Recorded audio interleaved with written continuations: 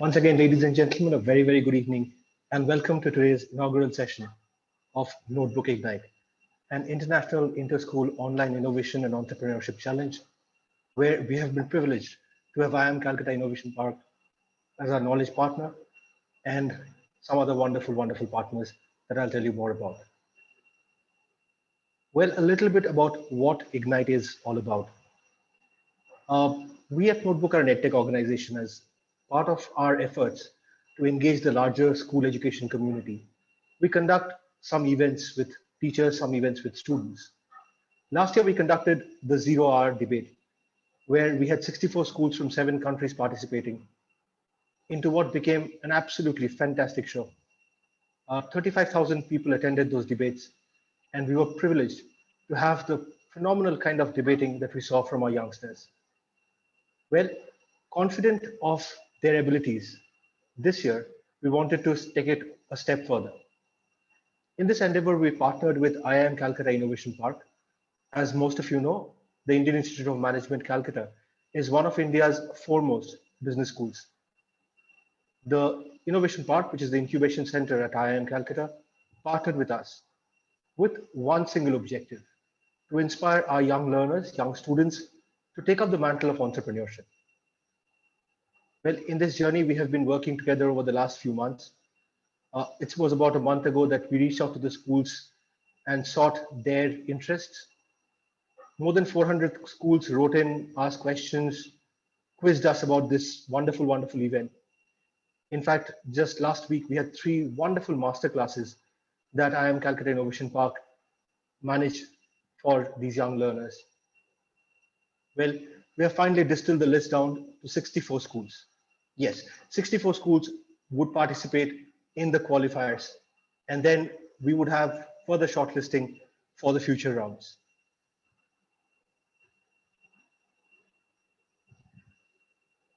Before I go on any further, it is now time for me to extend my gratitude towards the wonderful partners that we have for this event. We've been very fortunate to have BSNL, Bharat Sanchar Nigam Limited, as one of our partners. It is India's oldest communication company, and its history can be traced back to British India. The foundation of telecom network in India was laid by the British sometime during the 19th century. And much later, when India became independent, Bharat Sanchar Nigam Limited, or BSNL, became one of our oldest communication companies. It is today the government-owned telecommunication service provider, providing telecommunications and internet services in the far-flung reaches of the country. For the last couple of decades, BSNL has done some wonderful work in providing network connectivity and therefore information and outreach into very, very remote locations around the country. We are also grateful to Logdhun. Logdhun is a leading vernacular language entertainment company.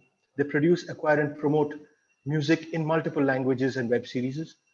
It was founded in 2010 with a vision to promote vernacular culture on digital platforms. Since then, they have worked with numerous artists, musicians, and directors from entertainment industries from around the country. They take huge pride in what they do and always try to showcase vernacular Indian culture on the global stage. We're also privileged to have partnered with the SKC LNCT group of colleges, which is the first and largest educational group in central India. It was founded and established in 1999 from Bhopal and was privileged to be the first self-financed institute in Madhya Pradesh. The group is committed to highest excellence of professionalism among students for their bright future. The brand has a strong motivation towards innovation and curriculum implementation. Well, these are the wonderful, wonderful partners that have joined hands with us in making Notebook Ignite a huge success. Well, to tell you a little bit more about Notebook Ignite, let me now invite on stage Achin Bhattacharya. Achin is the founder and CEO at Notebook. A chartered accountant by training, Achin was a director at Deloitte. He has worked in India and abroad in various senior capacities in GE, PwC, KPMG, and Deloitte. He has been a fellow of the ICAI and a member of CPA Australia and CPA Ireland. He's also been the recipient of the prestigious Indian Achievers Award. Achin is an avid reader and a passionate traveler with keen interests in economics, history, literature, and philosophy. He is a regular speaker at various forums and chambers of commerce, and also contributes articles to numerous publications regularly. He is also on the board of some of the most renowned corporates and contributes significantly to their brand strategies. Achin, over to you. Good evening, everyone. Shubha, am I audible? Yeah, Achin. I welcome all of you to today's session. It really gives me great pleasure to see the enthusiasm amongst my esteemed principals, senior educators, coordinators, and above all, my young friends about entrepreneurship. Yes, we have all seen entrepreneurs in our day-to-day lives, and the range is as wide as you can imagine. From the newspaper and magazine vendor who is sitting in a pavement near your school, to the neighborhood mom and pop grocery store few steps down the road from where you live, to the glittering larger than life success stories in fintech, edtech, real estate, cabs on demand, food delivery, to global conglomerates. There is always one or more than one dreamer behind each such venture. The common thread that binds all these risk takers is that they try to make our lives better by removing barriers to access and affordability. With out of the box thinking and belief in their vision, they set sail for unknown shores. In the process, they build sustainable and scalable businesses, which not only provide direct and indirect employment, but also contribute to the exchequer in the form of taxes and to all other stakeholders of the social ecosystem. We would all agree that our society needs more entrepreneurs who will have the courage and conviction to disrupt existing conventions of how goods and services are produced, distributed, or consumed. We need visionaries who will make good life more accessible by promoting economy of scale. I'll share a very small story. A few years back, I remember I was traveling, I was coming back from a business trip.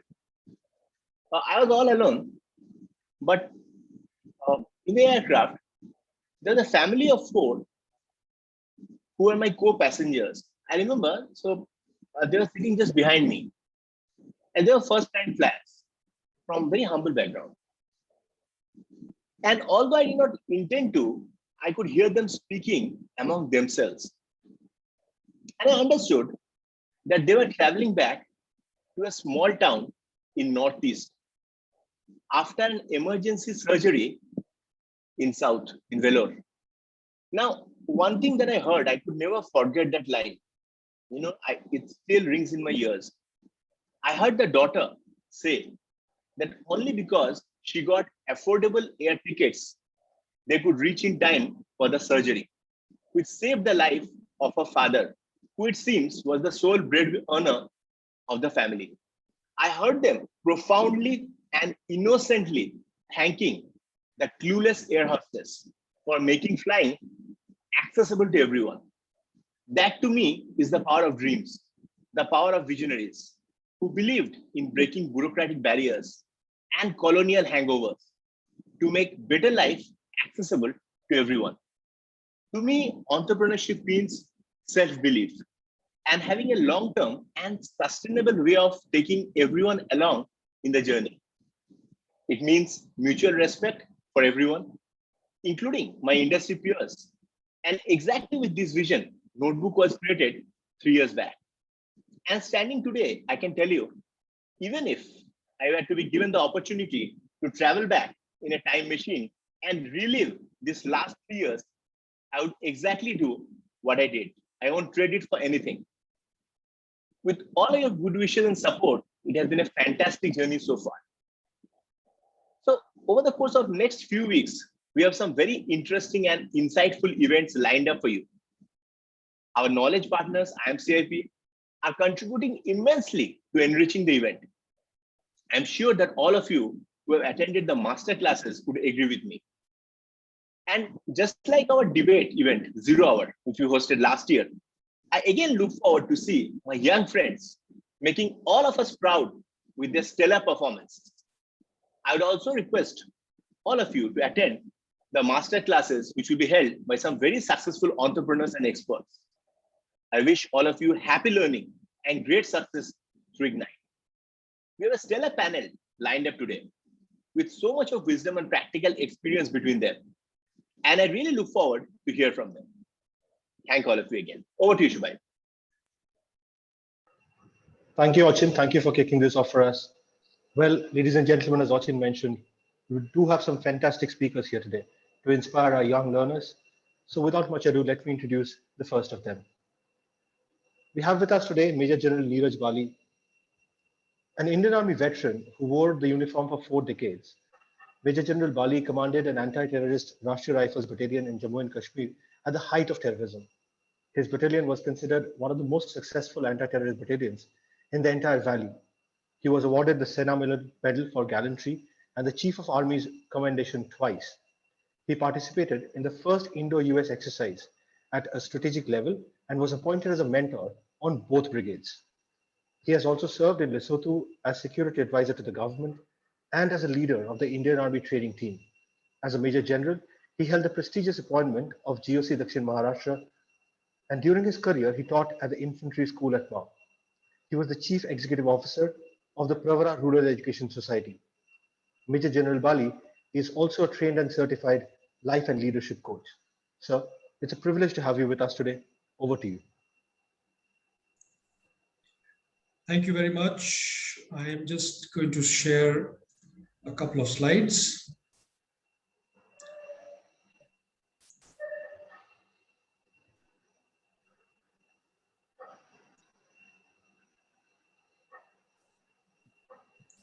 All right, so good evening. Thank you very much, Achin. Thank you very much, Notebook. I am going to speak briefly about how to become an entrepreneur at the age group that we are talking to. School-going, senior school-going children.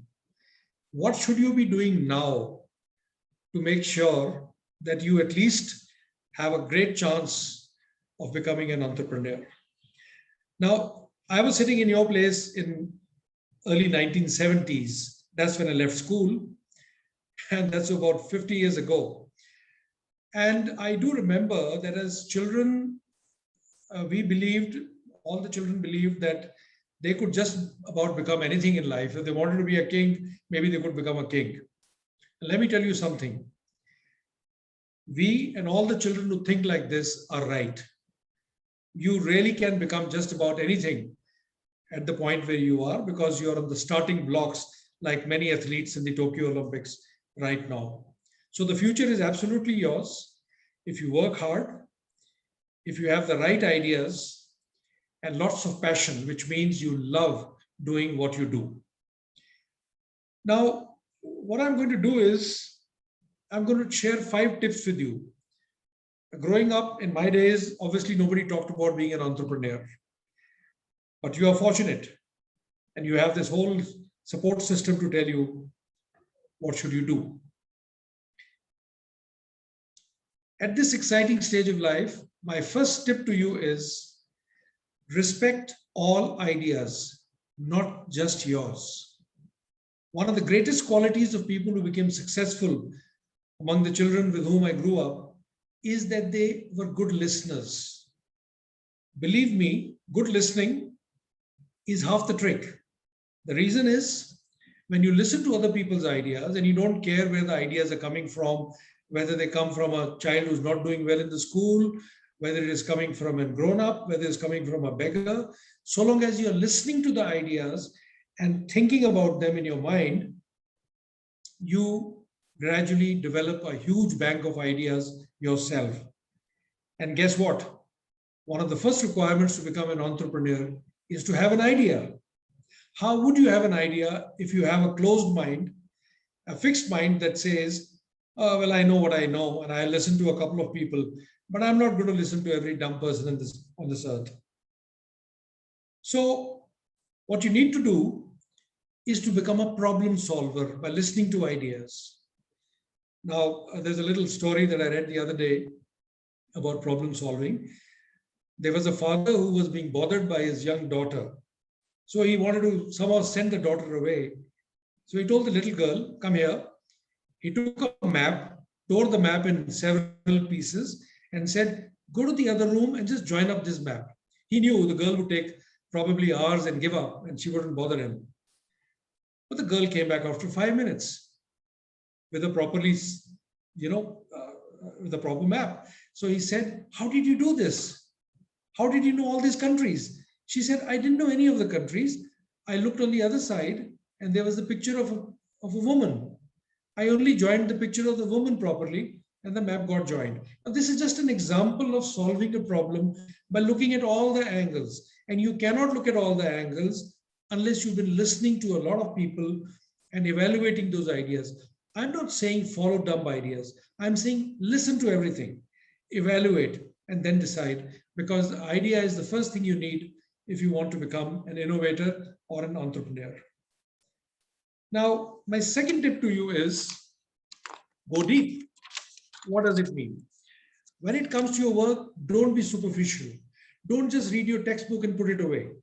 If you read the name of a new country, for example, go out to the internet. You're so fortunate, you have so many resources. You have internet, you have sites like WikiHow. You can practically learn just about anything on how to do this. Find out the logic behind the things, not just the sentence that you read. Go deep. I'm reminded of many years ago, back in 1979, I was a young subaltern in the army, and I was standing next to a little boy called Babu. He was probably in class 5. And Babu wanted to know, how do rockets fly? So I took a brown envelope, you know that lifafa you get when you go to a shopkeeper? I made it stand like a tower on the ground. I lit the two top corners of the envelope with fire. I took a matchstick and put it on fire. So the envelope was filled up with gas or smoke and it took off. So I said, Babu, rockets also fly like this, but the gas doesn't push them up like this. The gas comes down and pushes the rocket up. In the meanwhile, the rocket came, or the lifafa came down and crashed and was broken in several pieces. I muttered under my breath, oh, it's fallen like the Skylab. Now I was sure Babu wouldn't know what I was talking about. Skylab was a laboratory sent up in the space by the Americans in 1973. And in 1978, it had crashed. When I said, look, this has fallen like the Skylab, Babu looked at me and said, yes, uncle, 80 tons of steel fell all over Western Australia and Indian Ocean. That is going deep. All right. And Babu today, I shouldn't even have to say this, is extremely well placed in Finland. So go deep. Don't just look at the superficial part and imagine that you know, because you will not be able to develop ideas unless you have a deep understanding of whatever subject you are learning today. My third tip is when it comes to knowledge and learning, go wide. What does it mean? You see, when you become an entrepreneur, you may be able to focus on one subject or one issue that you have chosen, but you can't reach there unless you have a very wide knowledge, unless you understand a whole lot of subjects. I would strongly recommend to you that at your age, you don't have the luxury of saying, I don't like this subject. I don't think I'm going to be good at physics. I think maths is boring. I think Hindi is not for me, or whatever, right? You don't have the luxury. The people who have, some of the people who are collaborating here, who are from IIM Calcutta, now you can't get to IIM Calcutta if you haven't really read wide, because for every examination, for having most of the ideas, you need knowledge of a variety of subjects. So don't start disliking anything right now. Once you become an entrepreneur and run your life, you may be able to focus on one subject or one idea. You know, when I became an entrepreneur, when I started a company, I suddenly realized I am the guy who has to produce the ideas. I am the one who has to deliver, make the content. I am the one who has to do the operations. I am the accountant. I have to do the marketing. I have to do the sales. I have to develop new business. Well, I have to create a new website. So you cannot wear so many hats unless at your age you have gone wide. My fourth tip to you is understand people and get along with them. You might say, What's this to do with entrepreneurship? Everything. Unless you understand people, unless you know how to get along with people, unless you know at your age how to control your temper and your moods and not to get too upset about things, you will not be able to become an entrepreneur, because it will help you in three ways. First of all, if you can't get along with people, you can't build a team. An entrepreneur doesn't work on all by itself or all by himself or herself. You need a team. And you can't have a team and you can't run a team unless you know the secret of being good to people. Secondly, you can't sell your ideas. What's the point of producing a wonderful product if you can't sell it? Because, well, you just don't get along with people. But most important, how will you get the idea of what people want unless you know how the people are thinking? It is not good enough as an entrepreneur to have a bright idea and say, oh, I'm going to do this because I'm very good at it. No, you have to know, what do people want? What are people looking for? What is the gap? And how are you going to meet that? And you can only know that if you put yourself in other people's shoes. Talking about getting along, I'm just reminded of, a little anecdote or a story. I wonder if you've seen how ducks fight with each other. So when two ducks approach each other and they are angry, they flap their wings and they throw up some water. And after a couple of minutes, they calm down because they've just got rid of the anger, and they again start sailing together. They are friends again. There's a lot of lesson to be learned from that at your age. Don't let your mood swings spoil things, right? So therefore, you've got to understand what people want. Do you know that for 50 or 60 years in our country, we produce scooters and motorcycles and cars where if you had to turn, you had to stick your hand outside of the window, or you have to leave the scooter's handle and stick a hand on one side. It took the Japanese to understand us people that in a crowded place, you can't do that by putting those turning lights. So you've got to understand people. My final tip to you is,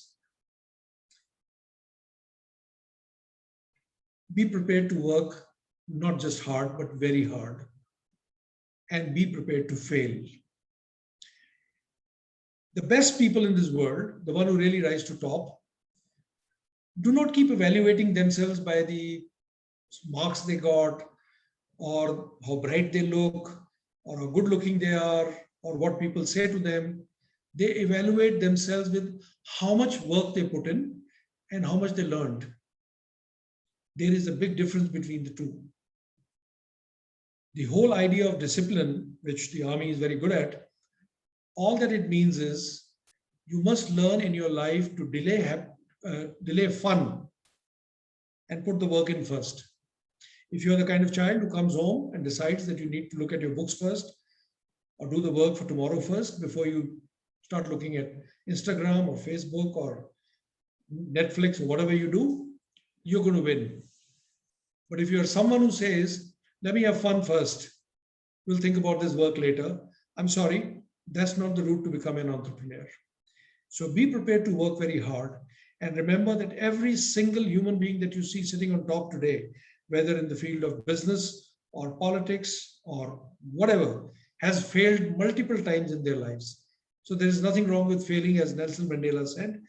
The glory lies in how we pick ourselves up after we fail. That's all I have to tell you today. I'm as excited as you are that you're embarking on this very wonderful journey. I wish you all the very best, and I really want to thank Notebook for these very wonderful initiatives you take. Do take this lesson of hard work, the last bit that I said, extremely seriously, and do take the point about developing good ideas seriously. You know, you've all heard the story of Hare and Tortoise, where the hare lost because though he was more talented, he was faster, swifter, he decided to sleep, and the tortoise finished the race. Well, there is a part 2 of the story where Hare again challenged the tortoise to a second race. And the tortoise was a man of ideas. He was someone who was going to be an entrepreneur. So he said, great, I'll run with you, but I want there's one condition. I will be the one setting the route. He said, fine. The hare was a guy with no ideas. He said, no problem. So the tortoise chose a route which had a river in the middle of it. So once the hare ran helter-skelter and fast, but when he got to the river, there was nothing to do but to wait. Whereas the tortoise came to the river, swam across, got across, and won the race again. Be like that tortoise. Be hardworking. Be a person of ideas. And remember, if you're hardworking, you're going to beat the talented every single time. Thank you very much, and all the best. Thank you so much, sir. Thank you for that wonderful presentation. And I'm sure every student out there hung on to every word you said. Some wonderful, wonderful advice there. Thank you so much, sir. It's been a privilege having you on the platform today. Well, ladies and gentlemen, our next speaker is Mr. Philip Barrett. Mr. Barrett retired as the Deputy Headmaster from the illustrious Doon School in Dehradun after 44 years of serving in education across various institutions. Mr. Barrett served the Doon School as Housemaster, Head of Department, Dean of Activities, Dean of Student Welfare, Deputy Headmaster, Second Master, and Acting Headmaster with great distinction. He also carried out a visioning exercise for the Doon School in the year 2011 through an in-depth study of a number of British public schools and various schools in the US. He also qualified as a leadership trainer at Wellington College, UK in the year 2000. He is also an athlete, an adventurer, and a naturalist. And we at Notebook love him for being a senior advisor to us. Mr. Barrett, sir, thank you so much for being here. Over to you. Am I audible, Shvayu? Yes, sir, perfectly. Thank you so much. So very good evening, and I hope I'm addressing all those young people who are on the verge of joining this wonderful initiative. The good thing about coming after stalwarts like Ajahn and General Bali is that they've said it all, and I just there's nothing much for me to say.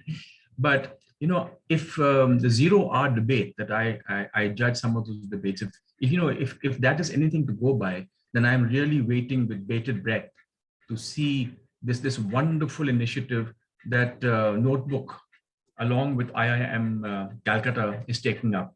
What a wonderful opportunity! Today's schools offer so many little items on their buffet. That kids today are so fortunate. We didn't have all these things, and the school is in a way getting you ready for the real world you're going to be in. Now, much is said about Generation Z and how lazy these modern kids are, but I'll tell you one thing: you all are very creative. These children are extremely creative. They're full of ideas, much more than what we were. And I passed out in the late 60s. Now, because you are exposed to so much stimuli, television, internet, travel, access to technology. And that's why today's employers are very, very willing to take on these young people, because you all think so creatively and so differently. Your minds are full of fresh, new stuff. And, you would replace the older thinking people. Now, many of children today, many students, they come from business families. And, you're already exposed to a world of finance, risk-taking. And as General Bali so rightly mentioned, it's not failing, but falling. Each time you fall, you pick yourself up. Schools teach you resilience. Just as lawyers and doctors' children are exposed to a different type of world, so business people's kids are exposed to entrepreneurship. And in my days in school, the MBA was unheard of. We had no subjects like commerce, accounts, economics, psychology, never. And therefore, this is something very new. It's been the last, let's say, 3 decades. Also, it is very important for children to develop and build their CVs, job experience, taking up summer jobs, doing the MUN, getting involved with drama, community service, excelling in a sport, taking up music, doing leadership workshops and courses, learning how to communicate, teamwork, developing emotional intelligence, learning how to collaborate. These are the skills that tomorrow's employers will want. I remember seeing this program on BBC called SharkTank. Very exciting, where people of all walks of life come and put forth their ideas. And then, of course, the people who are going to sponsor these lovely ideas, they debate with them, they question them. And sometimes these ideas are taken and sometimes they are rejected. And I like the faces, the look on the people's faces when they got rejected. They just turned away and went away to find somebody else who will accept their idea. They were not rejected. Now, joining a competition like the one Notebook is going to do not only exposes your idea, but it also teaches you how to express that idea, how to propose the idea, how to explain, negotiate, and convince others about what you are doing. Now, I know at the Doon School, we used to have a young entrepreneur conference every year, and a lot of schools sent their teams. And I learned so much from these youngsters. They came up with ideas on climate change, ecology, water harvesting, making soap, new ways of disposing waste, organic farming, new ways of making dustbins and waste bins using waste material. Also, as Achin mentioned earlier, look at how apps have changed our lives. Creative people have seen the need, the gap, as Achin also mentioned, and they fill these gaps with their creativity. From Amazon to Oyo, Zomato, Uber, Zoom, Tandy, even dating and matrimonial apps. They have made life easier because someone had the ability to observe and see what people needed. So I love this Japanese idea of the ikigai, which is 4 intersecting circles. And you need to know what you're good at. You need to know what you love doing. You also need to know what the world needs. And also, will you be paid for it? And that is your passion, your vocation, your calling. Now, also, I think I must tell you that at the Doon School, we also had a month where we allowed boys to do anything they wanted, to just use their entrepreneurial skills to make some money for the clubs and societies that they were part of. So these youngsters came up with ideas of making cupcakes. One group made cupcakes and sold it at various school functions. One group went into room decor, because the seniors like to have their rooms decorated with posters and rugs. So they did it for them and they took money. There was poster making. One group made mufflers for the school. There was microfinancing. A group of boys went to the local jail and made handicrafts. Some made lime juice to be sold to the houses after inter-house sports. One group even made little money by walking the teachers' dogs. It's like babysitting. Another group who worked in the motor mechanics actually serviced teachers' motorbikes. They changed oil on the scooter, repaired punctures. First aid was given in tents during inter-house matches. A group actually got old books and started a lending library to make money for their clubs, as I said. Now, again, inventions come from observing and seeing what people, the world, your immediate society wants. The inventor of Velcro, which is used on so many shoes and rucksacks, actually observed that when he was walking through a forest, some of the burrs from plants got stuck to his pullover. And then under a microphone, a microscope or even a magnifying glass, he observed that the fiber of his pullover got stuck to the little hooks in the thorns and the burrs. And so Velcro was formed. There was a farmer in England who actually saw the fox eyes shining back at him when he shone his light into their faces. So he developed a cat's eye, and he's a millionaire today. He's a farmer in England, but he is a millionaire because all the roads all over the world have his shiny little cat's eyes that show the road when your light falls on it. And so there's a host of inventions that grew out of observation and entrepreneurship, risk-taking, and seeing how we can fill the gap. So my advice to all you young people is go for it. Turn your ideas into something useful and productive. Do not hold back. If Edison had ever imagined failure, we would not have so many of his wonderful inventions. Also, it gives us a chance to be creative. I wonder, why do we have to go abroad to Stanford and Silicon Valley to become great? There's so many good firms and big companies are being run by Indians. Because at home, we are taught to be copiers, imitators. Even the exercise book on which we write, it's called a copy in some books. We copy down notes, we copy down what teachers tell us, and then we are asked to regurgitate this in the exams. Here's a chance of doing it yourself, being more creative. Even our new education policy encourages it. And the international exams that many schools do actually want it. It gives us a chance to be better than the best. And so many young entrepreneurs having gone abroad have made it big. And the skills that tomorrow's employers are looking for, you need to develop now. Just imagine the opportunity you have. What a wonderful opportunity. Just go for it. Thank you, Shivayu. And over to you.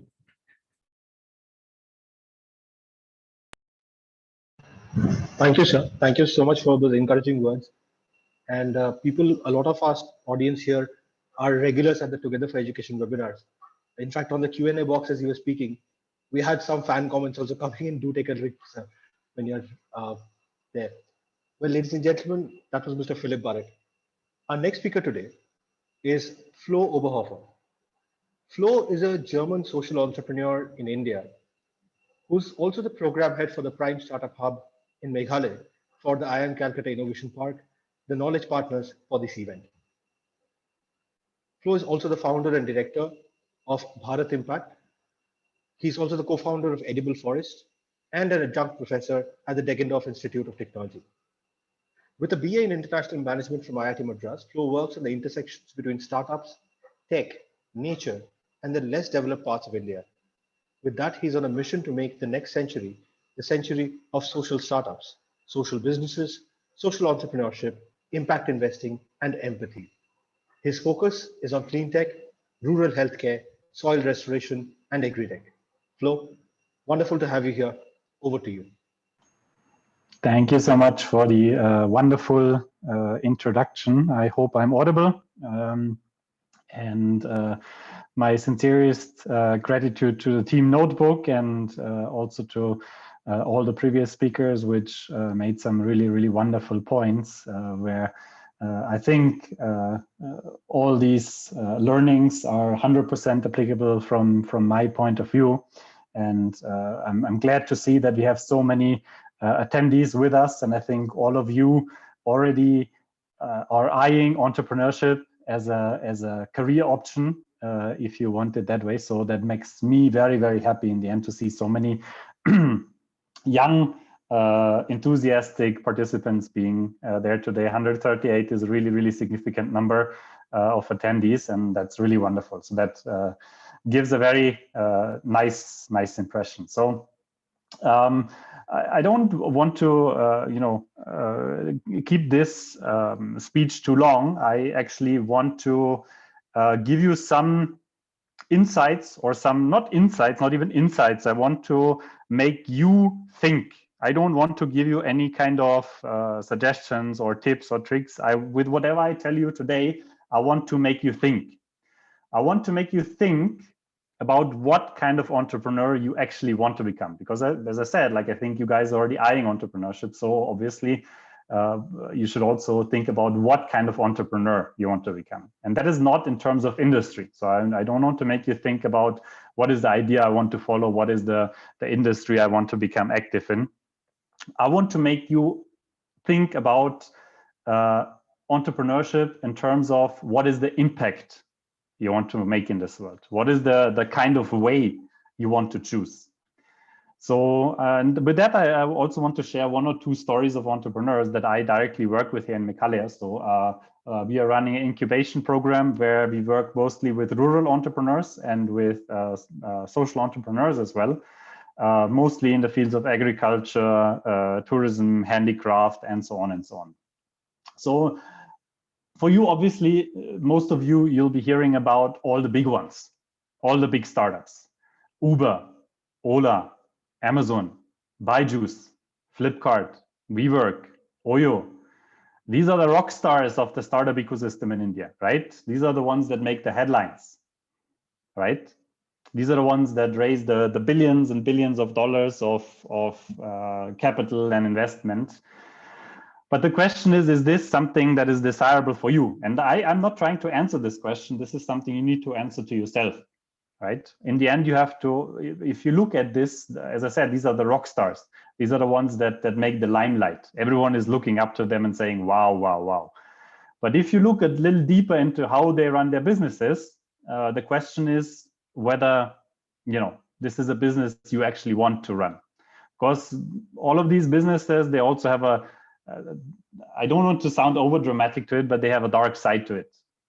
So I suggest you read up a little more on these startups. There's a lot of controversy. Obviously, Amazon is putting out a lot of brick and mortar stores, putting them out of business. Again, whether that is good or bad, I'm not the judge for that. You be the judge for that, right?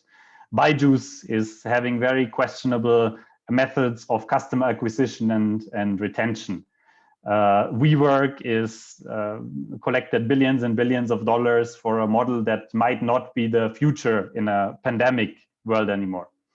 Oyo is not paying their, or is to a large degree not paying their hotel partners in time or as per the agreements they have made.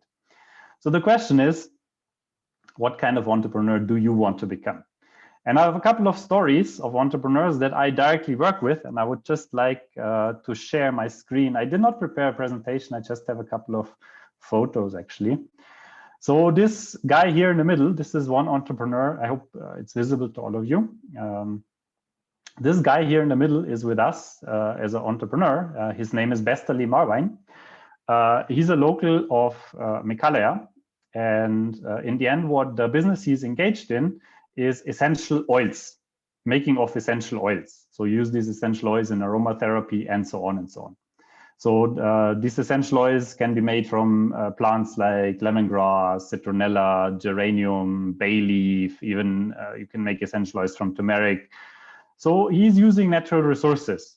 But the point is he's not exploiting natural resources. What he does is he has developed a system where he is, using them sustainably. And the fascinating thing about this guy is he was a former coal miner. So he has made very good money with coal mining previously. But then, over the years, his mindset switched. And like, as you can imagine, having a coal mine, like you leave a lot of ground and soil destroyed. So with this, whatever he's doing now, he's actually also recovering or restoring damaged soil of coal mines. So you can plant lemongrass in these coal mines beautifully, and you can recover the soil.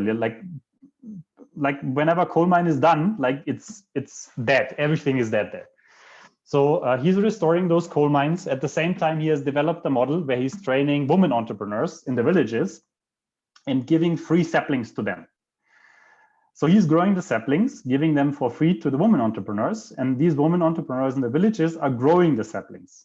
Once they're fully grown, he's purchasing them back and then extracting the essential oils. So with the essential oils, you can make all kinds of nice things. Like, as I said, they are used extensively in perfumes. They're used in aromatherapy. You can make soaps out of it. You can make candles out of it. You can make even mosquito repellent. Lemongrass, one of the most efficient mosquito repellents, much better than these chemical ones. So all kinds of things you can make out of it. And I'll show you the next picture. This is a group of farmers he's training. I mean, it's a mixture. This is from his early days. It's a mixture between male and female farmers, but these days he's mostly working with the women entrepreneurs. So in the back, you can see one of his distillation units. This is where he puts in the lemongrass and then distills it. So it's a wonderful model, which has a lot of winners. The Bestali obviously wins. The women entrepreneurs win. Nature wins, and obviously the customer also wins. So it's a wonderful model, which I feel brings out a strong social component because he's really considering many stakeholders in the system. And I feel this is like a real. Obviously, he's not going to raise billions and billions of dollars of funding, which is unfortunately these days one of the main considered success factors in the startup ecosystem. But when he goes to bed at night, he knows he's helping a lot of people and he's helping nature. So this is one of the first models, one of the first entrepreneurs I want to introduce. Second entrepreneurs I wanted to tell you about is Raymond Lingdo and Mebari Nongrum. These guys are working they're working with the spices of the state, with the produce in terms of fruits and vegetables of the state, and they are dehydrating them mostly. So they're making different products out of them. And again, a strong social component to them. They work very closely with the farmers of the state. They have even developed a very cheap dehydration unit that they are selling to the farmers at a very nominal cost, not available anywhere else in India.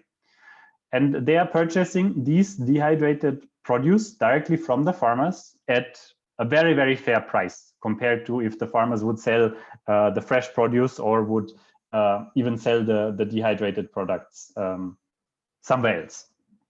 And in the end, with this business, they have managed to grow strongly and across the state as well. This is the dehydration unit I was telling you about. And the fascinating thing about Raymond and Mebari is also they're making use of a lot of waste produce. So stuff that, you know, during processing would usually go to waste, they have developed very innovative products. For example, they are making candy out of bamboo, pineapple stem. Pineapple stem is usually cut out because it's very woody and thrown away. They have developed a method to dehydrate this and make very tasty candy out of it. Or another product they have made is pomelo peel. So pomelo peel is usually also thrown away, and they have developed a candy out of it. So again, something he's creating win-wins for everyone, right? He's creating win-wins for nature, he's creating win-wins for his business, and he's creating win-wins for the farmers as well. So it's a really fantastic model he's following, again, with a very strong social impact. These are some of his products that you can see here. So you can see he's doing a lot of products. Like he's doing jams, ginger candy, as I said, these pineapple stems, all kinds of very nice products. And then the last entrepreneur I want to introduce to you today, again, one entrepreneur from our cohort. Her name is Semeda Marak, and she's the proprietor of Seven Cherry. Seven Cherry is more or less a startup that is designing and manufacturing jewelry, which is a fusion between more contemporary influences as well as traditional Garo tribal jewelry. So you can see some of her products there on the table, and I think I have some more. Yeah, no, I don't have. So what she's doing, again, she's not just selling this jewelry. She's also has developed a business model that is beneficial to unemployed women of her area. So what she does, unfortunately, this picture is very small. I did not see that during selection. So she is training unemployed women of her area in making this jewelry, and by that, creating livelihood opportunities. So like you can see, like here, a small 5 of her ladies, and by now she has expanded her business a lot. So she has expanded, I think her team is now 11 of these women strong. So again, she's creating a lot of positive impact because she's also selling these jewelry outside of Meghalaya. And by that, she's even, you know, conveying this cultural, traditional knowledge of the culture of the Garo outside as well. So again, a model that creates a large list of winners in the end. So these are some of the entrepreneurs I wanted to tell you about today. And in the end, all these entrepreneurs are social entrepreneurs, what we call it. And as you might have heard, IIM Calcutta Innovation Park has a very strong focus on, you know, supporting entrepreneurs that make an impact, fostering these entrepreneurs, enabling these entrepreneurs. And in the end, now it's up to you what you make out of this. Are you looking for a startup or a business, you know, where you can get the maximum amount of money out of it? Or are you looking for a startup or a business that, you know, creates a lot of winners in the end, right? Because for all of these entrepreneurs I told you about today, some of them, they have left very well-paying jobs. Semeda was a developer, a coder based out of Bombay. She has made a good amount of money, believe me. But she decided to leave come back to her state and create an impact, with fully knowing maybe in the first few years I might struggle, strongly struggle. And she did strongly struggle. All of them strongly struggled, obviously. But they gave up. These are all very smart people. They gave up their previous occupations. As I said, coal miner making a lot of money. Raymond was working in various government projects. Semeda working as a developer. They all gave up their jobs, came back to Meghalaya and created something that is really impactful, that is really making a difference. And with this, I leave you with the question, what kind of entrepreneur do you want to be or want to become? Thanks a lot. Thanks, Flo. Thanks for that wonderful, wonderful presentation. First of all, thank you for IIM Calcutta Innovation Park becoming the knowledge partner to this event. I think this particular event will sow the seeds of entrepreneurship amongst so many young minds that is fantastic.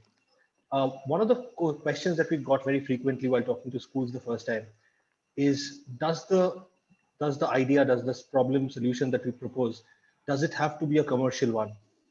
I think you have answered that question beautifully. So students who are working on social impact projects, you have a huge supporter of your work in Flo. Well, absolutely. All right. Ladies and gentlemen, our next speaker is Mr. Seleshwar Gupta. Selesh has been a seasoned mentor, motivational speaker, leadership consultant since 30 years in the industry. As a certified leadership facilitator, he has facilitated behavioral, cross-cultural, and leadership competency customized workshops for the last 13 years. He strongly believes in people for developing leaders of tomorrow. He is the founder CEO of 3SR Consultancy LLP. He has presented in global conferences and conducted workshops for innovation and value addition ideation sessions. He is a certified ideation coach from Cornell University of US and has been recognized as best coach and innovation evangelist. He has been the virtual CEO for MSMEs in sustaining and growing their businesses with the offerings of Gatiman Business. He has directly touched the lives of more than 32,000 employees, customers, students, and partners through his various sessions. He's also trained more than 1,500 leaders, which is why we thought he would be somebody ideally suited to lead you guys who are the leaders of tomorrow. Mr. Gupta, thank you so much for being here, sir. Over to you.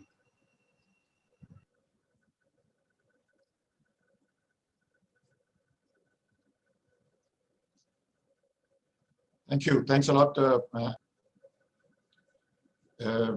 Is my voice reaching to everybody? If somebody can just confirm it to me. Yes, Selesh, we can hear you. Wonderful. So I have a slide, one slide to share. If wonderful. So it's a pleasure to be here with this august panelist. And towards the end, when we are coming, I have the privilege to kind of summarize the kind of ideation journey which all of the panelists have already shared beautifully. With that, the 3 stages of ideation journey for young entrepreneurs which are coming out from school, I'll just put it into 3 stages, and which is very, very important to basically be a startup journey, or some of the beautiful examples which my co-panelists have already shared. The first stage, as already we have recognized, is the idea. And I know the idea generation is very, very important, and how you as a curious mind, I believe as students and children, you are actually very curious. So how do we actually try to collect those ideas or generate those ideas? I'm using the word generate because the generation can come from anywhere, from any person for that matter. And I believe beautifully some of the panelists have given some examples and beautiful stories for that. Farmers, students, housewives, people who can be on the street, in fact, people who are moving, some of the ideas which have come out for larger business of Zomato, I believe the way we are seeing today. There's a new kind of a courier service which has started in the last 1.5 years, which didn't exist. The courier service is from point 1 to point A, and their application, mobile application, taking care of. So curiosity means the kind of need which may be there in the current situation or scenario is what probably is going to make an impact. And that's what the idea has to come out from various sources. It could come out from anywhere. Again, from anywhere in the ecosystem. We have a complete ecosystem. And understanding that we have people coming out from family businesses, again, that would be a very interesting thing for you to do. What kind of idea will actually help you in your father's business or a parent business, which is again very interesting. I can just give you a very small example with a young guy, a school kid who were working with his parents, in fact, in a factory environment. Because we have touched agriculture, we have touched many of the technology areas, but I'm just giving you an interesting manufacturing segment, because still the manufacturing segment is trying to come up into a new shape, into innovation and as an incubation, which we are talking about. So I know last year, 2020, there was a guideline for some time that only 33% people from a manufacturing setup can come inside, or probably any corporate setup can come and work, 33%. Just giving an example, I believe how, if you can visualize a manufacturing line, if there are 20 people working on that manufacturing line and there's a conveyor belt moving, and there are 20 people working on both the sides of the conveyor belt to do or make the product, whatever has to come out of the conveyor belt. Now, what has happened because of this new guideline in the current environment of uncertainty and ambiguity is that 33% people, that means out of 20 people, only 6 to 7 people at max can be there on that conveyor belt. And I believe the rest of the people will be there wherever they are in the factory. Just visualizing, and this is the kind of a situation we were posed in, and what kind of innovation and ideation is required. And that idea came up from a young guy like many of you are there. And it was a family business I'm talking about. So just visualize the situation now. Things are moving, and if you're only 6 to 7 people, where 20 people are supposed to do, you cannot be so. And there's a beautiful old video which is there that I believe the chocolate was supposed to be packed, and I believe people had messed it up, in fact, that way. So the idea, which if you can visualize, was very, very simple. It's not supposed to be very complex. It has to be very, very simple many times. It could be a complex, but simple ideas can also give you a much more mileage than that. So the idea which came out from this curious young entrepreneur was the motor which was running that conveyor belt had to be brought down by speed by 1/3. So simple. I believe that overall there was a kind of a small circuitry put, and I believe there was a conveyor belt. Speed was reduced by 1/3. So the 6 to 7 people, for 33% people, could still do the same kind of production which was going on a manufacturing setup. So point I'm trying to drive it, my dear friends, is it can happen in any scenario or any of these, as we're talking of, you can be an entrepreneur in any existing business or a new business for that matter. Giving you another scenario, I believe how businesses can really come out, and you need to be proactive in that. Rather than being reactive, you need to be proactive. Why as an entrepreneur or startup, you need to be proactive? Because all the other points were summarized, so I'm just trying to put in things which I believe can really help you. Proactivity means that you have to forecast something for the future. It's not something what is needed today. If you start thinking that way, probably by the time you hit the market or the field, you'll be too late. So giving an example, I believe you have seen Nokias of the world. I'm quite sure Nokia is a great company. It had a great product, and mobile was used all across the world at some point of time, and Blackberries were absolutely leading the deck all around globally. But what happened, my dear friends? It went from fame to flame. Fame to flame, that means they were doing extremely good in the market, but absolutely they went down by 3% of the market share in 15 years. But what happened? Because they did not change because of the market dynamics of the growth scenario which was changing. And they were completely taken for surprise, and they did not innovate from a technology standpoint of view, or probably they innovated in the wrong direction for that matter. So as we talked about falling and then getting up and then coming back, that's again very, very common. And what really competed for them in this Nokia scenario, if you are aware of it, was Apple, which I'm quite sure by now you are aware of it. And the technology change or the innovation Apple brought in was touchscreen. The touchscreen and the single keypad. While Nokia was going completely different way, bringing out a manual keypad inside their phones. And there was a way back sea change of usability issue, which Steve Jobs, I believe, was very, very popular about, and from bringing innovation to the grassroots level of consumer. So proactivity, you have to think about the user need, which even user may not have thought about it. Nobody as a customer said that I need a touch screen pad. I didn't go back and tell the market or the company Nokia that I need a touch screen pad. So as innovators or ideators, you need to be proactive. And that's something very important to basically really bring the ideas on the ground. So coming to the 3-stage journey, which I was talking about, the idea is so important to generate new ideas. And the second stage is to basically nurture those ideas. The nurturing is, I believe, like something like prototyping that. Before you can bring it out in the production and roll it out to the market, in fact, in a full swing, you need to nurture the proof of concept. And that proof of concept can be done in a targeted, small segmented market. And then when you do that, the implications are obviously smaller and the investment is smaller, and you can get some feedback. And that's very, very important. Customer feedback or the market feedback, whomever you are trying to target, and then really come back and reinvest and re-implement in those feedbacks inside your product or service or the business model, whatever you may be doing. So that's what is the second stage is very important of nurturing and prototyping in your ideation journey as an entrepreneur. So the first stage was idea, and the second stage is nurturing.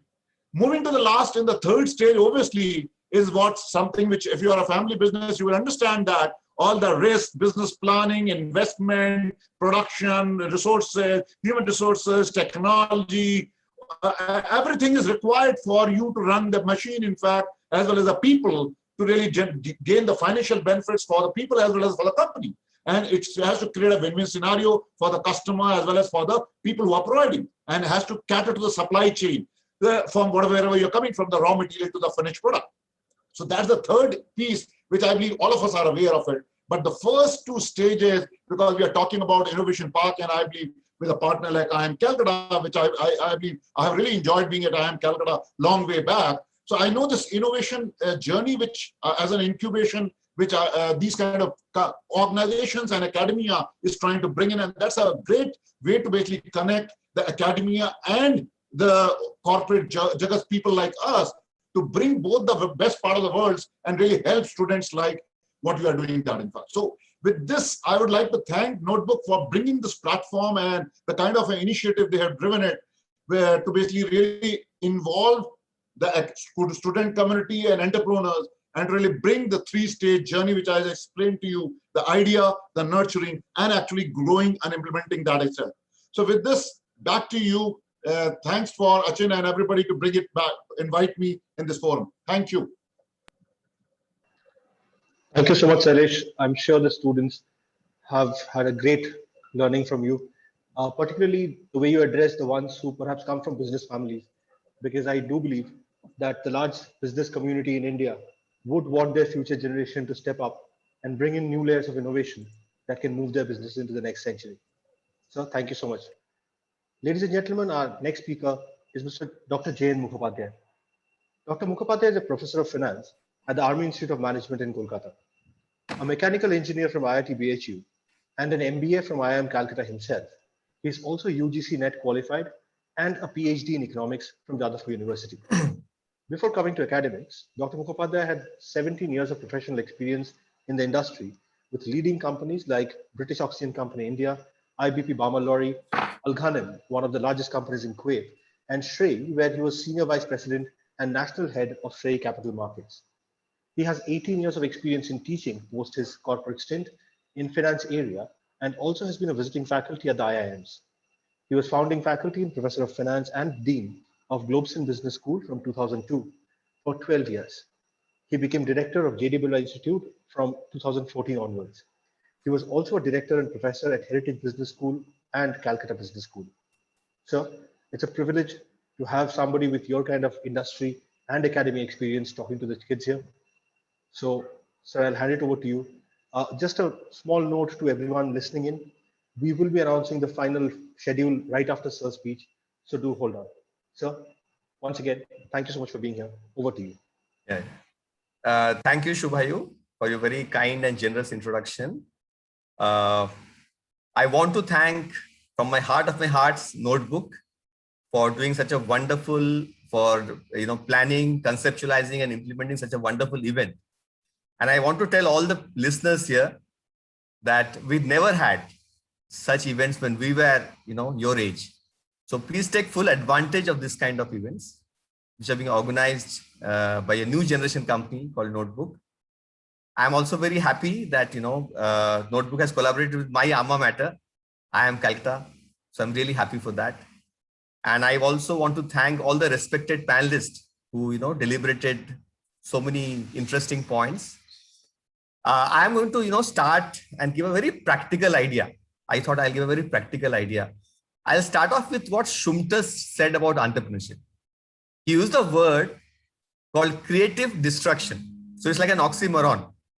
Creative destruction. What is creative destruction?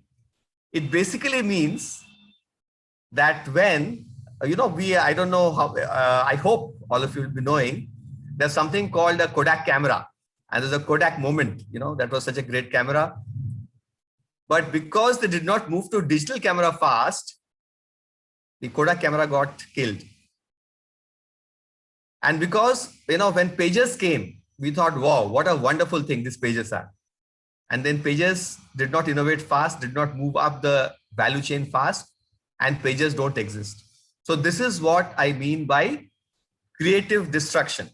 That is, every entrepreneur is a businessman, but every businessman is not an entrepreneur. So if I have one regret in my life, very seriously, is that I did not become an entrepreneur in my 20s or 30s. That's one of my regrets of my life. But you should not live with that regret.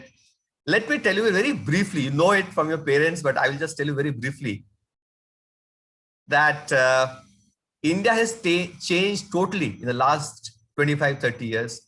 India is today a much more prosperous nation.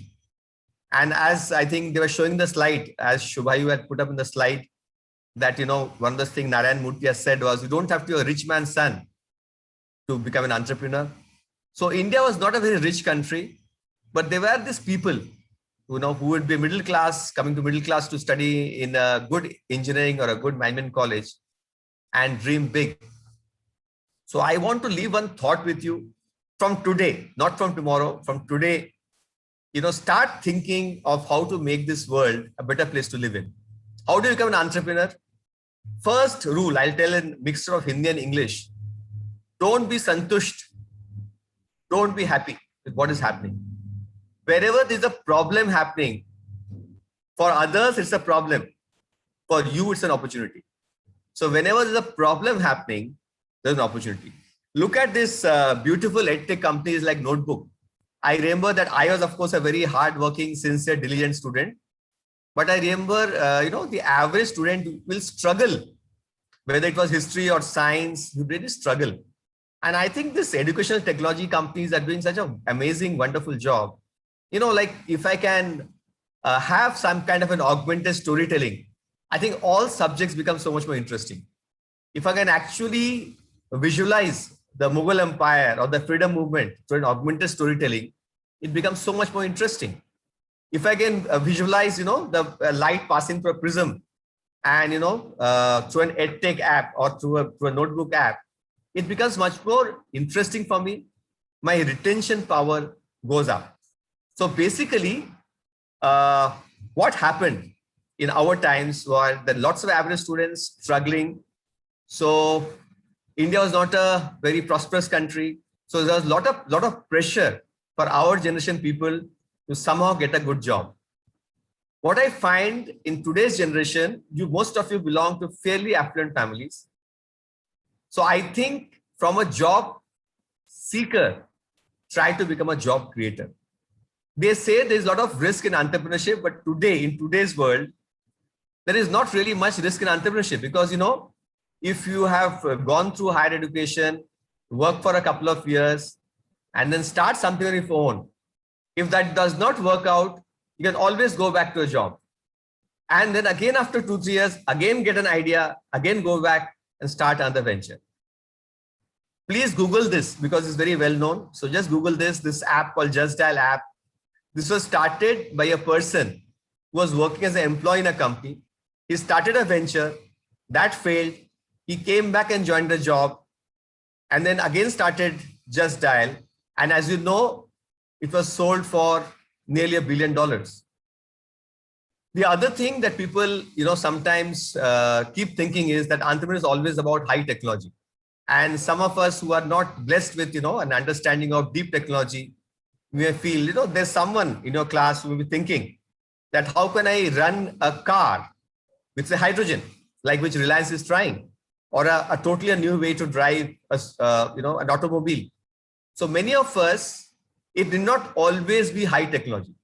So today, as a last speaker of the day, or maybe one of the, I think there may be one more speaker. I want to give you a very, very favorite idea of mine. What did I say? Don't be santusht. And wherever there's a problem, there's an opportunity. So one of the problems, which is not high technology, but it's very clearly visible. If you see that, one of the problems that most of these young ladies have, they start off with their career very well, but once they have sometimes a child, sometimes want to take care of the child, and now with nuclear families. So we don't have very reliable, places where this young lady can drop her child during her office hours. So why don't you today, right now, today, plan out, and like this job of the life of an entrepreneur is pretty tough, pretty lonely. So what you can do is you can collaborate with a classmate of yours or a very good friend of yours and start thinking that how can I solve this problem? Whenever, as I told you, whenever there's a problem, you have to find a solution. So what's the problem? The problem is many ladies have to take a long break in their careers when they have a child. So what is the solution for this? You have to give a solution that can you have a very, very reliable place where that lady can drop her child while going to office and then again pick up the child. And how you can use technology? That was not possible 25 years back, but today through technology, through a small app, people have been talking of app. You have this app called the Reliable Child app. So this lady can actually monitor how the child is doing in your childcare. And you as an entrepreneur can also monitor all the activities of the childcare. What is happening in your, in that childcare center. So, and suppose you do not have access today, one of the things is that it's not that you have to know everything. So even if you do not know the latest technology, you can always collaborate, or, once you have an idea that this is the technology I want, that will be available from an IIT. That is not a problem.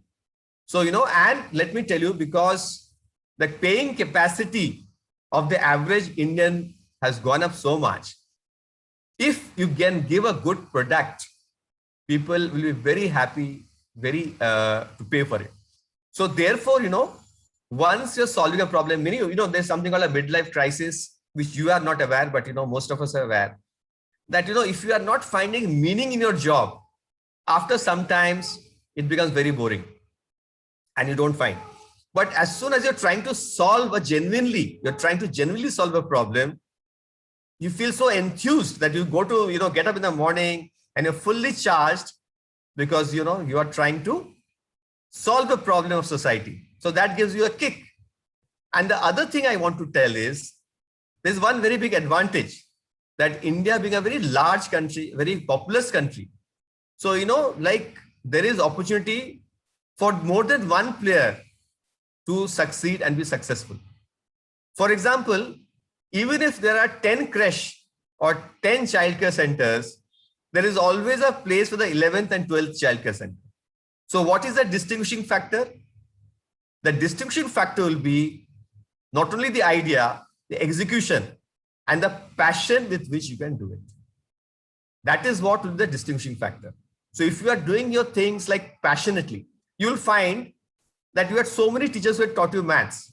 So same textbook, same formula, but you will still find that some maths teacher left a better impression in your mind. Perhaps the reason was that he was more passionate. So you will have to find, as they say in Three Idiots, what is your calling? Like you have to find out. If it is like for me, I'll be very happy to do anything with the education side. I'm very happy to help the young ladies to pursue their career, so take care of the child. If you feel this is not my calling, I want to take care of like old people. Like there is this very affluent area, very nice area called Salt Lake in Calcutta, which has become practical in old age home. Why?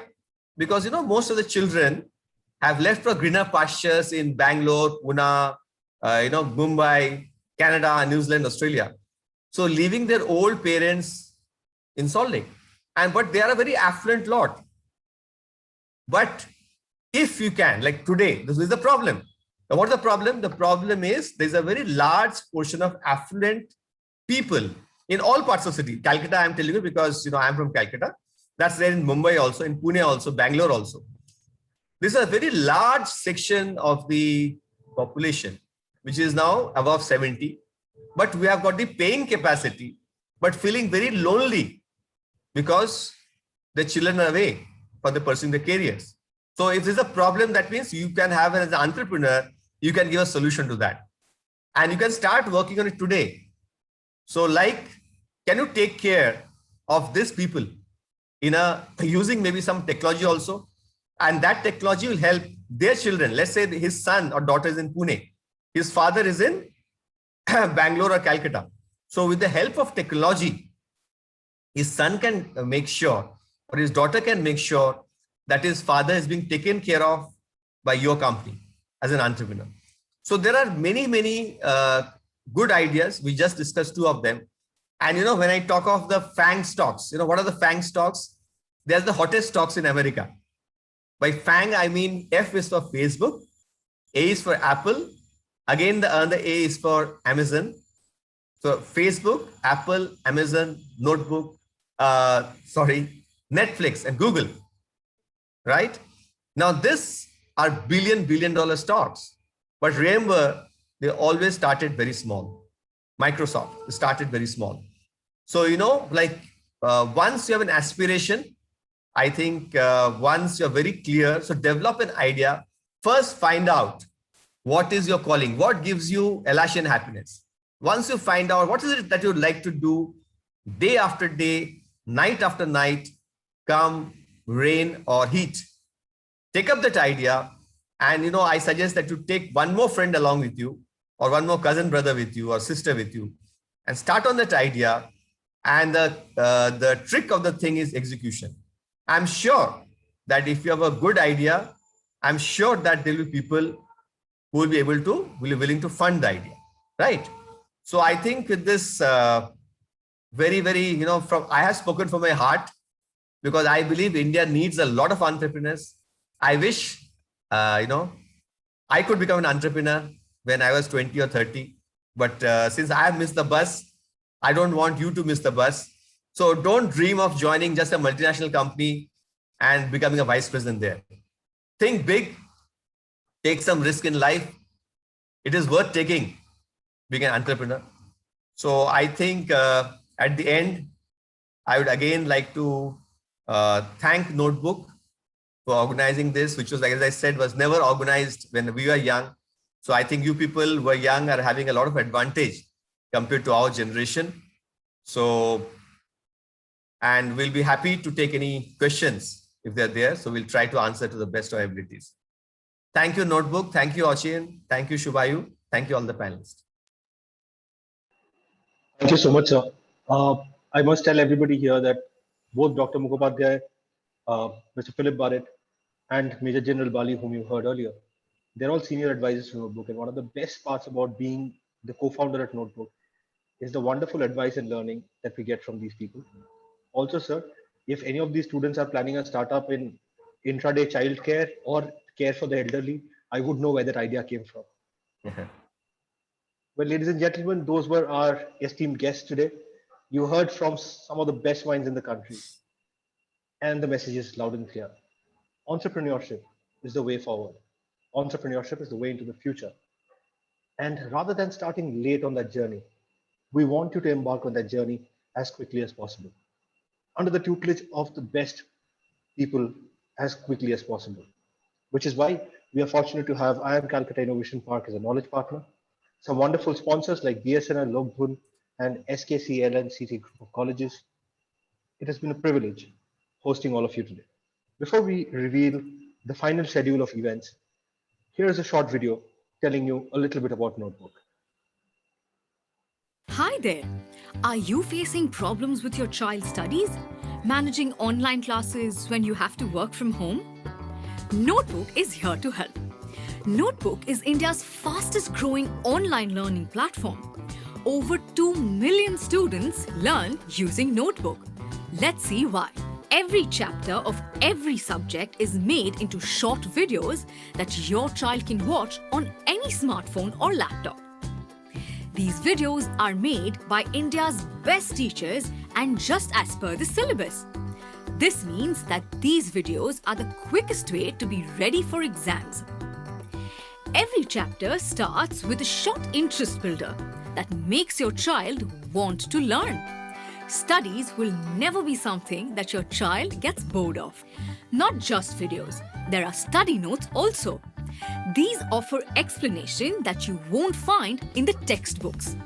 There are also thousands of solved questions, making exams easier to answer. Notebook is India's only learning platform that teaches every subject: maths, science, English, along with history, geography, economics, Hindi, EVS, and many more.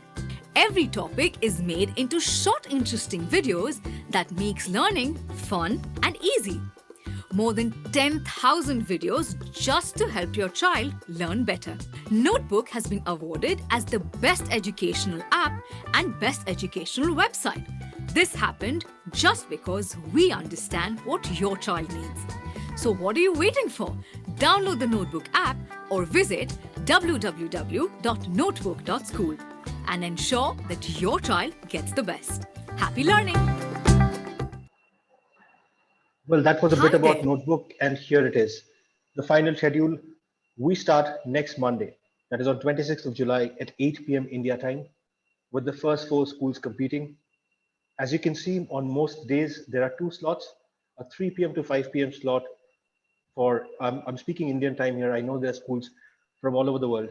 So please be mindful of that. We would also be sending the participating schools your links before 24 hours before your respective event.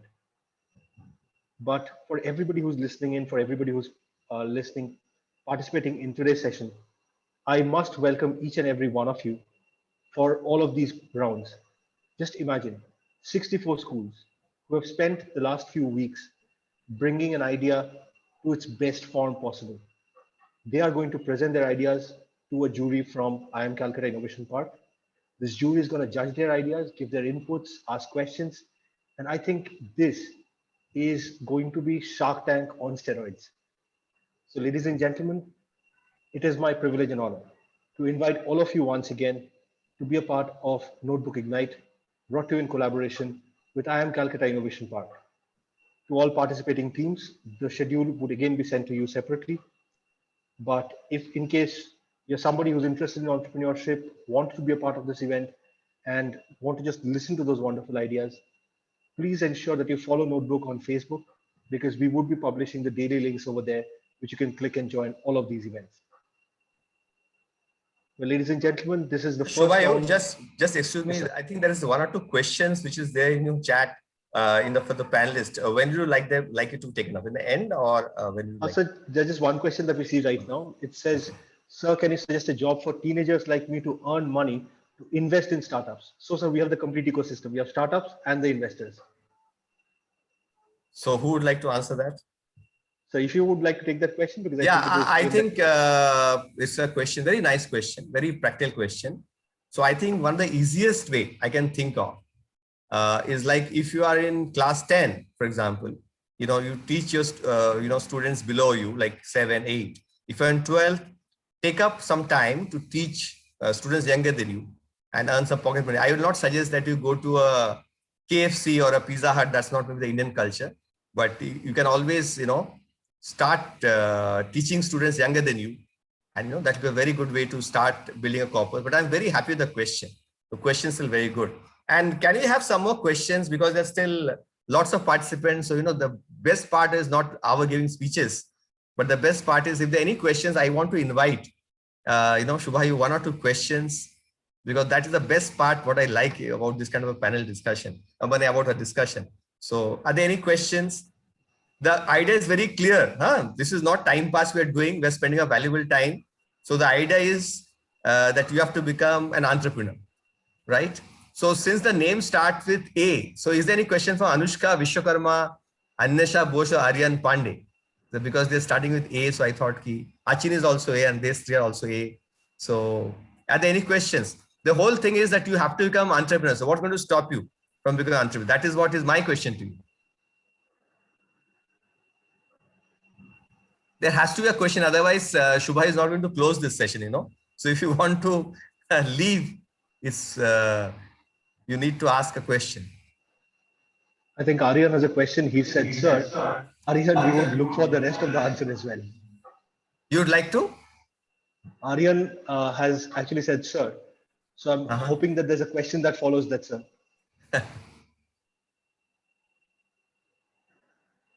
While you're waiting for Aryan to finish that question, ladies and gentlemen, just a quick word of note.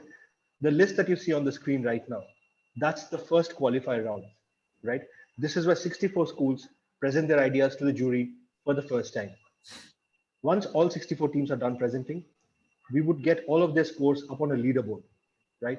So remember, if you're participating on a given round, you are not just competing against the 3 other schools with you that day, that round, but you're competing against the 63 other schools with you. Now on that leaderboard, all of these scores come up. The top 24 teams qualify for the semifinals. Also, I must reveal at this stage, and this is special information for people who stayed back. The day after this ends, on the 8th class, there is an A list of Indian entrepreneurs who in a generation have taken a business within India to spectacular heights. I will not reveal the name at this stage, but we have one of those Indian A-list entrepreneurs coming to give you a special masterclass. Well, Aryan asks, sir, any tip on how to convince the judges that our idea is practically possible? I think, again, a very, very good question. Aryan, congratulations. Very good question. What you do, Aryan, that basically, you know, think passionately. Don't try to impress the judges, you know, like don't put the cart before the horse. Think of a very good idea, which I told you will help society genuinely, and which is your calling. Like if, as I was telling you that, you know, if, you know, you like the way I think today, if I was again 20, I was again 32, I'd have thought, you know, how can I take care of this child, of this young lady so that she can pursue a career? But, you know, my friend could have a feeling that, no, you know, that she should take care of herself. I won't take care of the old people. So find out what is your calling and think of a good idea. And it need not always be high technology. It's okay. It's good to be high technology. That's no doubt. You know, like Shubhai and I have a same common interest in advanced technology. But so think very passionately, not to impress the judge, but believe in the idea. Because, you know, there are going to be times, like we know, I'll give you the example. When 3 Idiots, he was writing Chetan Bhagat, he got rejected by so many people. But finally, someone like Rupa came, they made it into a book, then the film was made. So once you're passionate about the idea, you know, you'll succeed. Asha, now, since Shubha is with S, which is a very favorite alphabet of mine, and with S, we have Sakshi, Samvardhan, Sangeeta, Sarita, Sasmita, Seema, Shani, Shardarani, Sinjini Bhattacharya, Smita Matthew. Since there's so many people with S, so it seems, Shubhayu, that people with S have an, you know, bent of entrepreneurship mind. So if you want to go home early, if you want to disconnect early, so people with S will have to definitely ask a question. Otherwise, you know, we shall not disconnect. You'll have to stay connected with us. So there are a few questions waiting for you while I'm so happy. people with S come up. Okay. One of the questions says, sir, how do you even start a startup? Are there any documents to sign for starting a startup? Yeah. So I think don't bother about those things. Those are some things later. So what we call it bootstrapping, which Notebook has done. Initially, like the first question came, save some money, you know, start off small. I'll give you the example because this is all well documented. So I'm not telling you something secret. Like Naukri.com, which is a, you know, it's a unicorn, and InfoEdge is a multi-billion-dollar business. This person was working. He was just working. He's from IIM Ahmedabad. He's working. He left his plush job and he started from the garage of his house. So, you know, there is a little bit of, you know, you have to, you know, cannot be very comfortable initially. And then when he did well, he shifted to an office. And again, recession came. His business was not doing well. So again, he went back to a garage. So, you know, like, don't think very big. Think the end is very big, but initially start small. Start something which, you know, your relatives and friends can give you some money and your savings. Start something. And then, you know, Shubhayu and IIM Calcutta Innovation Park and Ochin is always there to handle you. So Amrut, for my understanding, you are in what, class 12 right now, or which class are you, Amrut, so that I can make your even more customized, make it more customized. So Amrut, if you can answer that, that'd be great. You can type your answer. So while we're waiting for Amrut to answer that, Okay. with your permission, sir, can I take one of the questions? Sure. Please. So Nityashri asks, sir, does AI come under a business idea? Nityashri, try and understand technology, any form of it, right? Whether it's AI or an app or whether it's deep tech or low tech, doesn't matter. Technology is an enabler, right? Artificial intelligence is substituting for intelligence. So if your business requires AI, it's definitely a part of your idea. But if your startup idea is AI, well, unfortunately, that's a science research paper, not really an entrepreneurship idea. Sir, there's a question saying, what is the best age for an entrepreneur to start up his business? Arel Secura, that's a very nice name. So Arel, the best time to do anything today, the most Shubh Muhurt is today. That's a gift of God. So your journey should start today. After this program finishes, we let you go.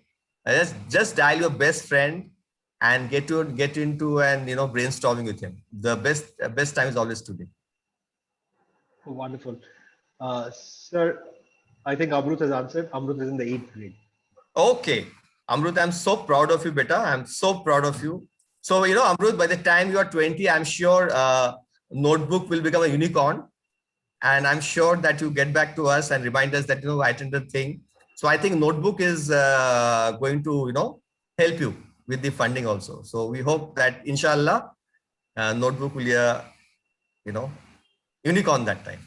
Unicorn is one which has got more than $1 billion value, Amrut. So, inshallah, with your good wishes, that should be coming. Well, sir, there's a question saying, is it a good idea to make the presentation a bit humorous? Yeah, it is a very good idea, provided the humor works. So don't force it. But if you can, it's a great difficult thing. Like this Kapil Sharma show, it is not easy to be a Kapil Sharma. There's only one Kapil Sharma, as you know. So, but if you can make it, nothing like it. Because, we are all very tired and, at the end of the day, all of us, like I know Shubha and Ochin, because I know them personally, they had a very long day. So, if you can tell us something nice, humorous, that humor must be within the part of the presentation, not a joke, which is away from the presentation. That has to be inbuilt. So that will be very good. I think that will be very good. Great, Aryan, you can do it right now. You can tell us something nice in the chat box to make us, make us evening nice. Sir, there's a question saying how to make any business plan effectively. Before sir answers, Sakshi, I would also request you to go on to the Notebook YouTube channel. We had 3 masterclasses that IIM Calcutta Innovation Park very graciously did for us. The second video that you would see as a masterclass was exactly that, how to make a good business plan, while sir would obviously give his expert advice. After this, I would also request you to go and check that video out. Sir, over to you. No, Sakshi, I think you must check that video out. But I would say one is that one small thing, the passion for the idea. And second thing, it should be scalable. Like if it's a restaurant, no one is interested. You just open a restaurant in Park Street, so that is no one is interested. But if it's a chain of restaurants like a mainland China, or something different, something which solves the problems of the society, and something which is scalable, like what Notebook is doing, for example. Like they are trying to help learning, easier, more effective through augmented storytelling. So that's something that is scalable because it can go to not to the length and breadth of India, but can also go international. So you have to think of something which is definitely scalable. That is, I think, the main thing. And look at the video. So I answered the broad contours of it, but think about the idea very passionately. Like this, I was telling you about this, this care centers. So you can start off with one in Salt Lake, then go to Baliganj, and then go to Burdwan, and then go to Bankura, and then go to Bihar, then Chhattisgarh, then, Singapore, then Malaysia. So, it can be the best.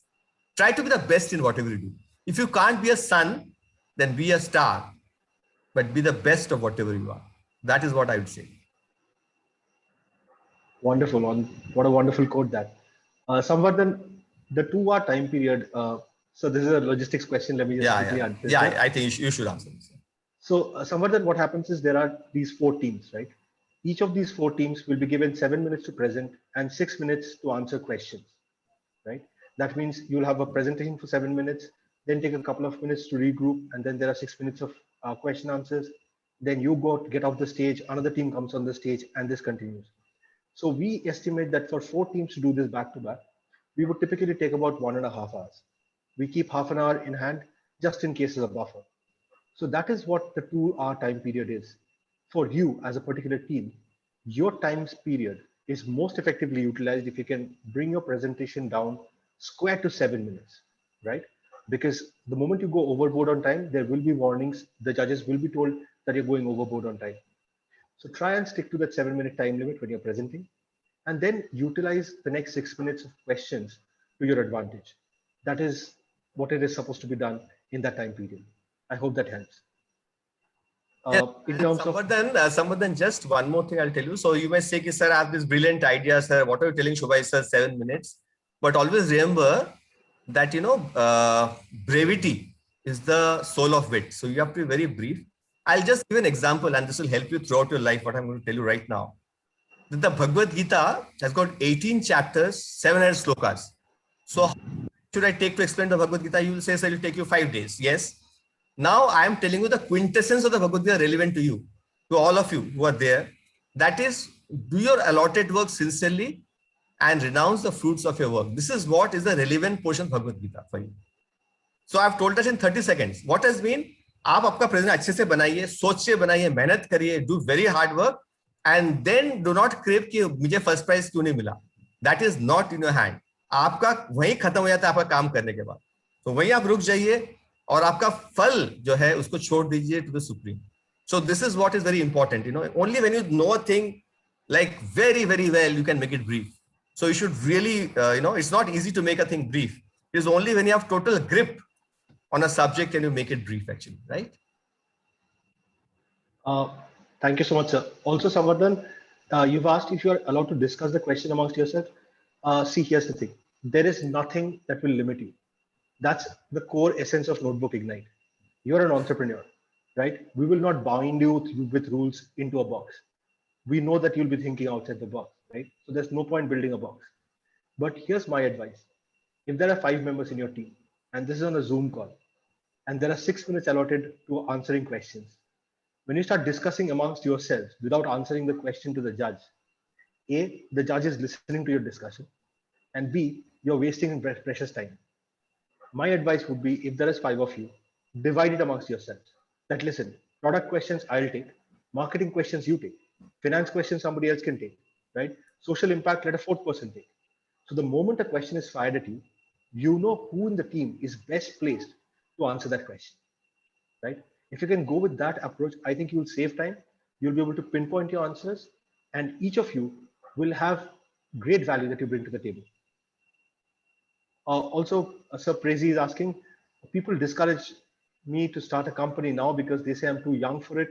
How to deal with that? So, Prezi, I don't know whether you know this song, कि कुछ तो लोग कहेंगे, लोगों का काम है कहना.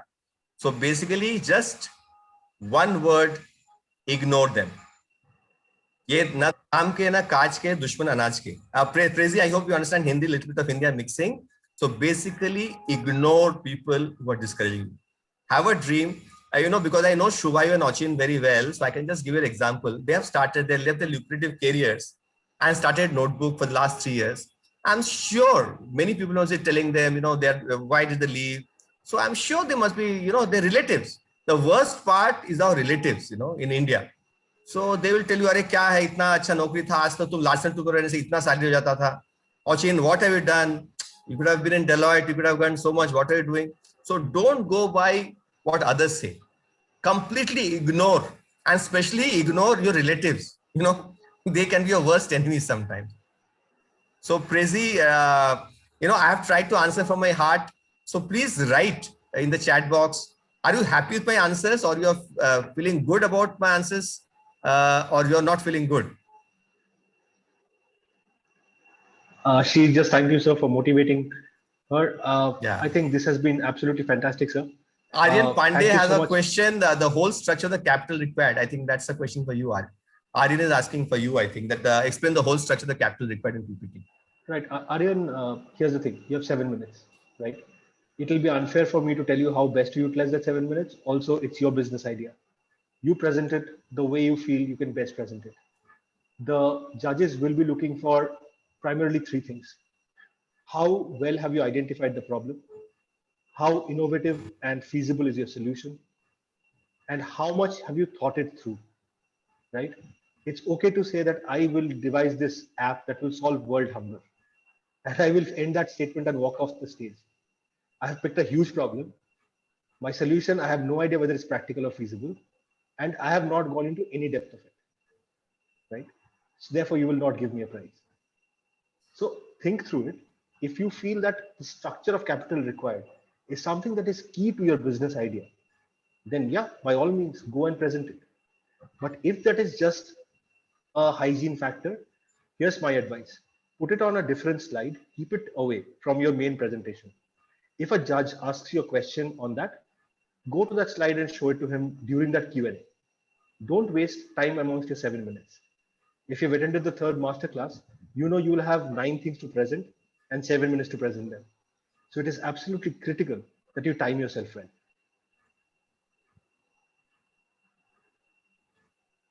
All right, sir, I can see that more questions are coming in.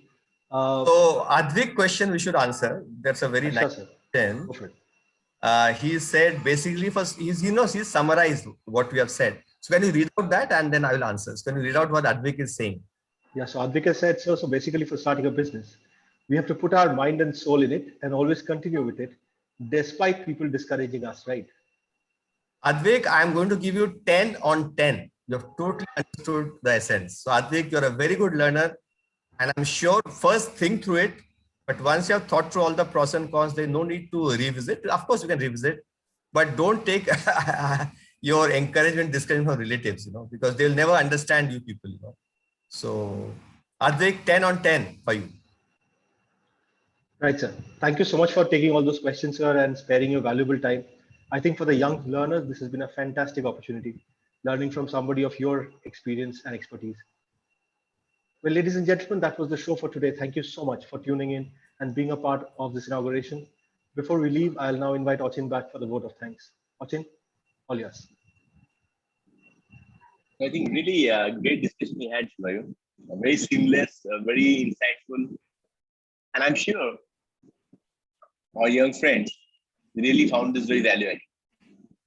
Dr. Mukhopadhyay, thank you so much for encouraging students. I think the whole concept of creative disruption that you mentioned, sir, is something that I really like, and I'm sure many of our friends too. It's really very, very important in the entrepreneurial ecosystem. And also, I sincerely thank you for taking so many questions, for motivating them, because that's the whole idea. The whole idea behind Ignite is to try and ensure that we instill confidence. We try and instill dream for entrepreneurship. Because I'm sure there's so much of talent. Even last year when we'll see in Notebook 0, there's so much of untapped talent. So our objective is to try and ensure that we facilitate it. So I think, thank you so much, sir, for encouraging questions. This is really wonderful. Mr. Gupta, I think, again, idea nurturing, growth and implementation. Wonderful. I think Flo also gave us a very good perspective with regard to social entrepreneurship. Barrett, sir, with regard to Japanese Post Circle. And Mr. Bali, with regard to his perspective on making learning deep, wide, and most important, not being afraid to fail, being bold, believing in yourself, and taking that step. I think we really had a wonderful session. I thank all of you for being a part of this, and I really look forward to some great sessions in the next few weeks. Thank you, take care, and goodbye. Great.